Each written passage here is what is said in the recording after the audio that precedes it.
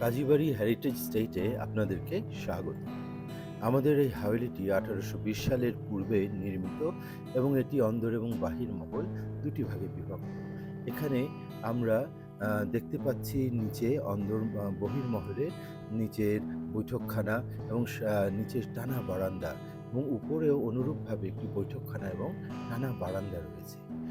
এই নিচের ঘরগুলোতে সাধারণ বৈঠকখানা হিসেবে এটিকে ব্যবহার করা হতো এবং পরবর্তীতে 1892 সালের পরে এটির একটি কামরা কাজী সাহেবের কাচারি হিসাবে ব্যবহার হতো।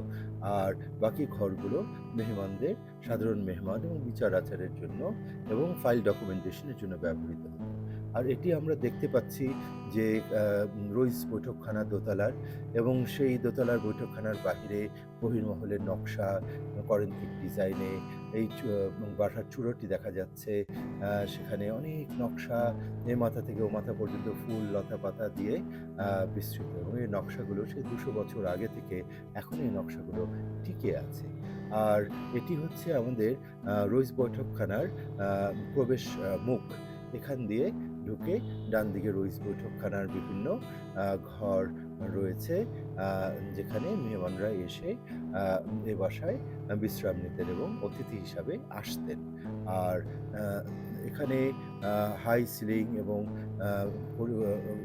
লোহা কাঠের সাতির এবং সাজানো ঝাড়বাতি দিয়ে এক এক সারি করে সারিবদ্ধভাবে সাজানো আছে। আমরা বারান্দাটিতে গ্রিল কাস্ট আয়রনের এবং কাস্ট আয়রনের নকশা উপরে আমরা দেখতে পাচ্ছি।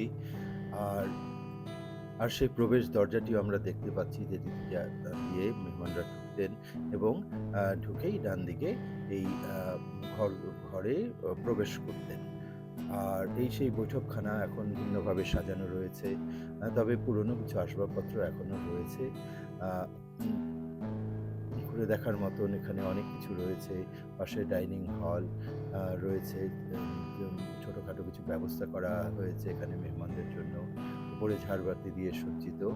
আর আমরা সেই রইসের বৈঠকখানা দিয়ে প্রবেশ করে আমরা ভিতরে কিছু অংশ দেখে আসতে যাচ্ছি।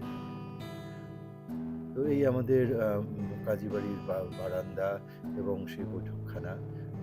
তো আপনারা আসবেন, ঘুরে যাবেন, দেখে যাবেন পুরনো গল্প, ইতিহাস, কাজীবাড়ির অনেক অনেক স্মৃতি।